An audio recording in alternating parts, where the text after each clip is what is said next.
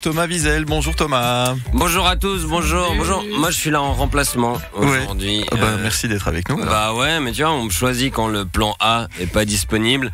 Ça me rappelle ma vie sexuelle ou alors le deuxième tour de la présidentielle en France. Et d'ailleurs, si je dis sexe, politique française, vous dites Griveaux. Oui, vous êtes excellente à pyramide, Simone, félicitations. Oui, on va parler dick pic et revenge porn à l'heure du petit déjeuner. Donc si vous êtes dans la voiture avec vos enfants, zappez vite sur Nostalgie, il passe du Michael Jackson. C'est bien les seules circonstances où pour préserver vos enfants, il faut les confier à Michael Jackson. Bon, pour ceux qui vivent coupés du monde et qui ont raté l'info, déjà j'espère qu'il fait beau à Saint-Sergue. Et en résumé, Griveaux est un ancien ministre et candidat à la mairie de Paris qui a dû démissionner après que Piotr Pawlenski, un artiste russe réfugié en France, ait publié sur internet des vidéos de Griveaux en train de se masturber qu'il a envoyé à Alexandra de Tadeo, ex-amante de Griveaux et actuelle copine de Pawlenski. Donc c'est un épisode crossover de Plus belle la vie et Black Mirror. Et du coup, la République en marche a dû remplacer son candidat parce que d'après les images, c'est impossible de marcher avec ça de toute façon. Et ils ont choisi Agnès Buzyn, ministre de la Santé. Je crois qu'ils ont demandé qui veut être maire de Paris. Il y a plein de mains qui se sont levées. Après, ils ont demandé qui veut être maire de Paris. Elle n'a jamais envoyé de photo de son pénis. Bon, ok Agnès, bah ça va être toi.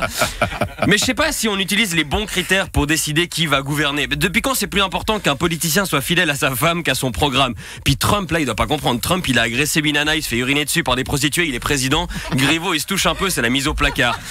Bon, Griveaux, je suis pas sûr qu'on perde grand chose au niveau politique, honnêtement. Parce que moi, Griveaux, j'ai vu sa bite et j'ai vu son programme. À sa place, j'aurais pas eu honte de sa bite. Hein. Mais, je sais pas, vous avez vu ce qu'il voulait faire à Paris? Le mec, il voulait déplacer la gare de l'Est à l'extérieur de Paris. Il a pas compris que c'est les trains qui doivent se déplacer, pas les gares, quoi.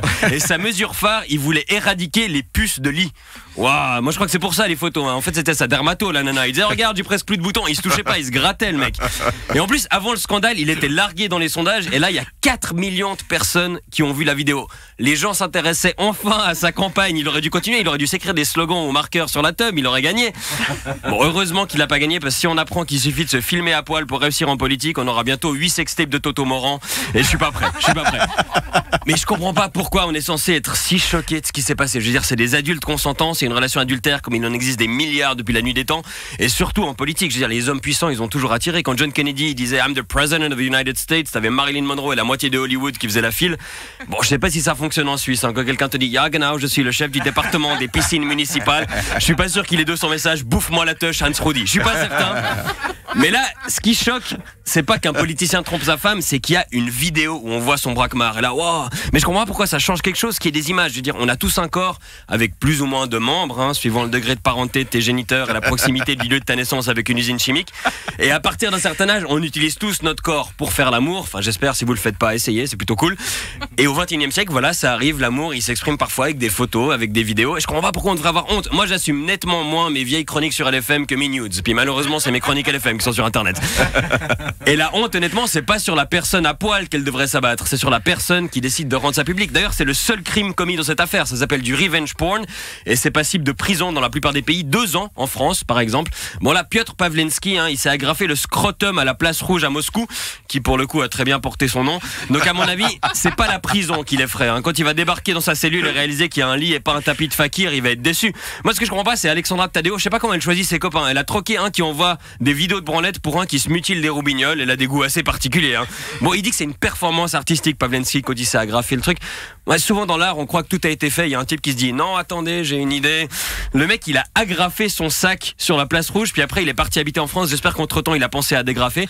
Mais le revenge porn, ça touche en général plutôt les jeunes femmes que les ministres de Macron. Et puis il y a souvent des conséquences très lourdes, anxiété, dépression, pensée suicidaire. Et le seul conseil qu'on arrive à donner aux gens, c'est faut pas prendre de photos si tu veux pas que ça se retrouve sur Internet. C'est quoi comme vie? Dès que tu fais un truc, tu dois te demander si t'as envie que ça se retrouve sur Internet. Moi, l'autre jour, j'ai mangé un kebab en training de mon canapé. Il y a un bout qui est tombé par terre, je l'ai mangé quand même.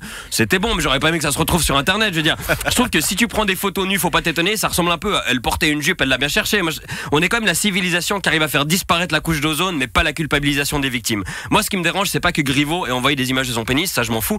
C'est qu'en démissionnant, il envoie le message que le revenge porn, ça fonctionne. Il donne raison à tous les criminels qui ont déjà eu recours et à ceux qui le feront. Envoyez pas, je m'en fous, mais arrêtez de faire les vierges effarouchées quand on découvre que quelqu'un n'est pas une poupée Barbie, une poupée Ken avec un pubis en polystyrène. Arrêtez.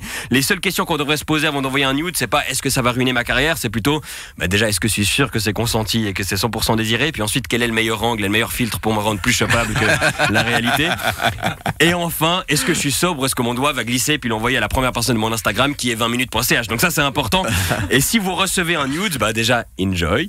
Et ensuite, gardez-le pour vous. La personne nous a fait confiance, c'est pour vous. D'accord, Philippe? Tu partages pas. Et si vous tombez sur du revenge porn ou des photos intimes sur Internet, signalez-le. Contenu, allez pas faire la morale à la personne qui en est victime, parce que comme Manuel Valls tous les 2-3 mois, il est temps que la honte change de camp. Merci de m'avoir écouté. Merci Thomas Wiesel, que vous retrouvez bien sûr en podcast et en image sur le site lfm.ch. Et puis le 5 mars prochain au Gala d'humour Zoé for Life. Oui. Vous avez sur zoeforlife.org pour avoir toutes les infos et surtout pour réserver vos places, dépêchez-vous. Oui, riez pour une bonne cause avec nous. À bientôt, salut Thomas. Au revoir, bonne journée. Merci beaucoup.